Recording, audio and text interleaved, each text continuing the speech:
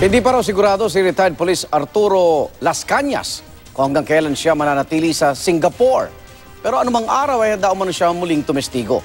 Kahit pa raw sa International Criminal Court kung may mag-aabla roon kay Pangulong Duterte.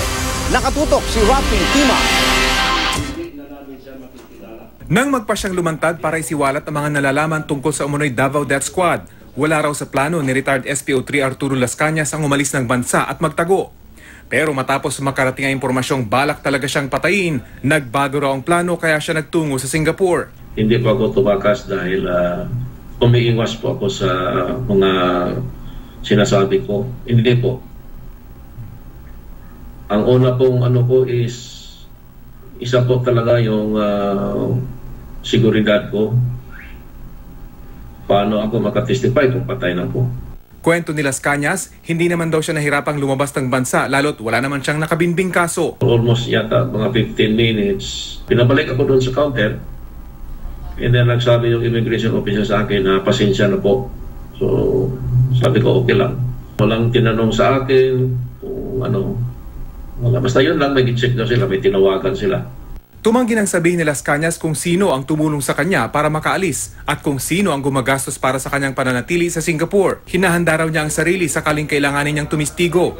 Kasama na rito ang posibilidad na humarap siya sa International Criminal Court o ICC sa The Hague sakaling may maghalda roon kay Pangulong Duterte. Sa sarili ko pong nasabi ko na lahat. Pero kung may lalabas na bago ng mga dati ko mga kasamahan and then ma-repress yung memory ko na hindi ko nasabi, baka po may madagdag pa ako.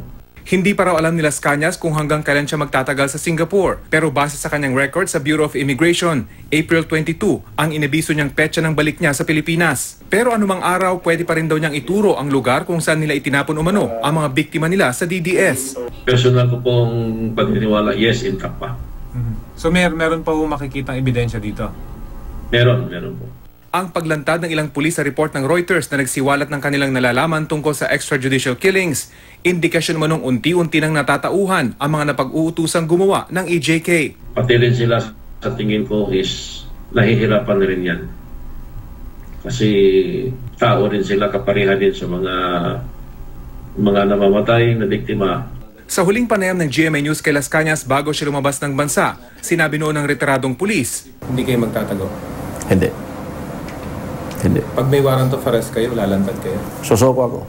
pero tila iba na ang kanyang pananaw ngayon. Pero pag nagkaroon at may warrant of arrest, kusa po kayo, nasusuko? Isa po sa mga option ko. Rafi Tima, Nakatutok, 24 Oras.